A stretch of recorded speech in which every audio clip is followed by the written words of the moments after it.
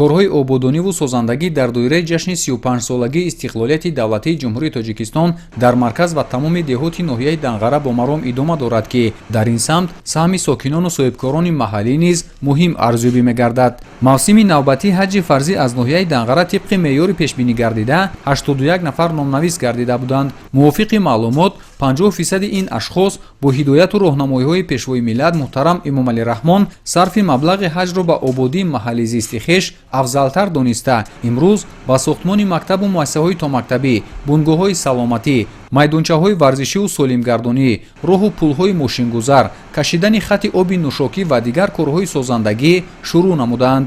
дар ҷамоати деҳоти корези ноҳияи Данғара корҳои сохтмонӣ айни замон дар 9 иншоот ки марбут ба соҳаи маориф ва тандурустӣ мебошад бо маром идома дорад. моро фарзандон хостанд ки ба ҳаҷи фарзӣ равон кунанд. ман хостам ки дар қишлоқ мактаби нав шидесай, таваллудхона шидесай, ҳамин маблағи ҳаҷ рафтаи худро ба ҳамин сохтмонҳо супораму бигзор ҳамин сохтмонҳо ба фарзандои мо, ба набераҳои мо, ба қишлоқагӣ хизмати адо кунад. рӯз ба рӯз зиндагии мо, сатҳи зиндагии мардуми мо баланд шуда истодааст. барои ободу зебо гардондани диёри худ тамоми шароитҳо имконпазир аст. имрӯз мо имконият дорем ки аз ҳисоби пасандозҳои худ ки барои ҳаҷ ҷамъоварӣ намудаем барои ободонии диёр кӯмаки худро расонем ва боз нақша дорем ки дар оянда боз имкониятҳои худро ба инобат гирифта ҳамин корҳои хайра давом диҳем. бинои муассисаи таҳсилоти миёнаи умумии дуошиёна дар деҳаи рахшонзамини деҳоти мазкур ки барои 2160 хонанда дар ду баст пешбинӣ шудааст, иқдоми бунёди ин бино дар асоси ҳидоятҳои сарвари давлат муҳтарам Эмомалӣ Раҳмон аз ҷониби соҳибкорони деҳоти мазкур рӯи даст гирифта шудааст. дар сохтмони ҳамин мактаб дар баробари соҳибкорони олиҳиммат онҳое ки ба ҳаҷ равона буданд ин ободкориҳоро дида маблағҳои ҳаҷии худро барои сохтмони ин мактаб, барои сохтмони пулҳо, барои сохтмони боғчаи бачагона сарф намудем.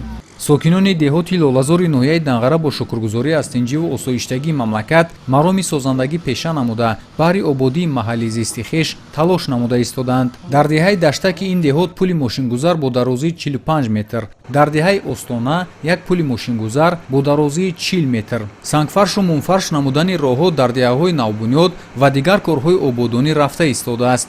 бинои муассисаи таҳсилоти томактабии дуошиёна дар деҳаи нурбахши деҳоти лолазор ки барои 300 нафар кӯдак пешбинӣ шудааст, корҳои сохтмонӣ дар зербино бо маром идома дорад. соҳибкор сохтмони бинои ин муассисаро дар асоси дастуру супоришҳои сарвари давлат рӯи даст гирифта дар оянда нақша дорад ки вобаста ба талаботи сокинони ин деҳа як корхонаи хурди истеҳсолӣ сохта ҳамзамон нафарони бешуғлро ба кор таъмин намояд. шахсоне ки зиёда як бор ду бор ҳаҷ рафтагиам ай масрафи зиёд кардан ба роҳсозӣ, ба кӯпруксозӣ, ба муассисаи томактабӣ сохтан ҳаминам садақаи ҷория ҳисоб мехӯрад. махсусан пешвои муаззами миллат дар бораи муассисаи томактабӣ таваҷҷӯҳ кардан мо иқдом гирифтем ки ҳамин як муассисаи томактабӣ сохта ба истифода диҳем бо тамоми таҷҳизоташ.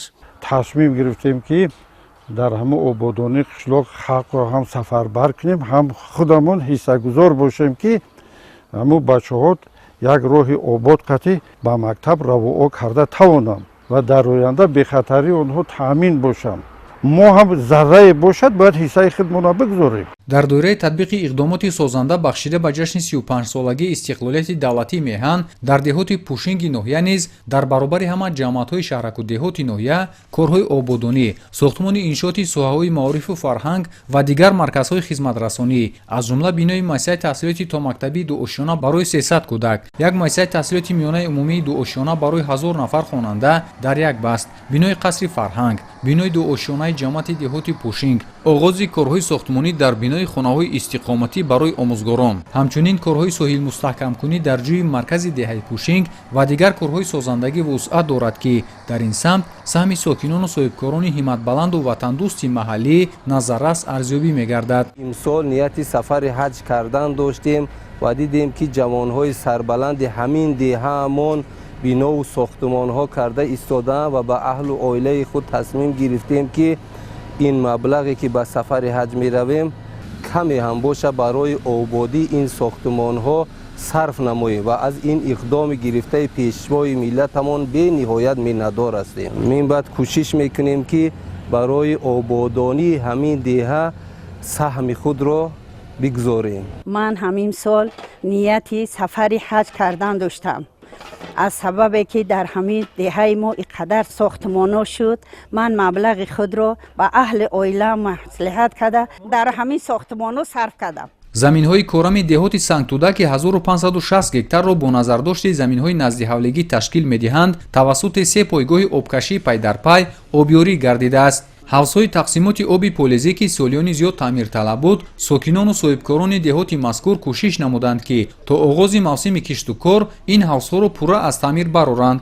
ба ҷои мисол хонаи худо ҳаҷ кардан мо ҳамира иқдом гирифтем, ай таъмир баровардем то 2 маротиба 3 маротиба хонаи худо рафтана ҳамин пуле ки дар ҳамун роҳ сарф меша, як маротиба ки ҳаҷ кардан, дуюм маротиба як бунгоҳи тибби деҳаҳои хушонда, як роҳрави мисол лойлақа будагида сангфарш кунанд, як муассисаҳои то мактабӣ сохта, мақсад ободии диёру ватан бошанд.